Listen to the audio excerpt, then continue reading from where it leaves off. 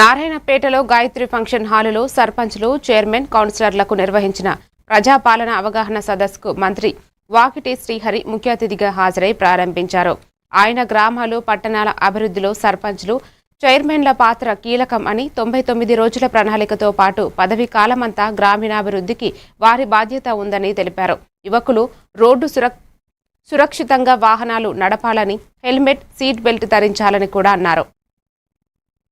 ప్రధానమంత్రి నరేంద్ర మోడీ గారు కానివ్వండి, మన ముఖ్యమంత్రి రేవంత్ రెడ్డి గారు కానివ్వండి, ఒక మంత్రిగా వాకిటి శ్రీహరి గారు కానివ్వండి, లేదా 119 ఎమ్మెల్యేలు కానివ్వండి, ఎవరికి కూడా ప్రభుత్వ ధనాన్ని డైరెక్ట్ గా భారత ప్రభుత్వము అనేటువంటి చెక్కు మీద సంతకం పెట్టే అధికారం ఒక సర్పంచ్ తప్ప ఇంకెవరికి లేదు.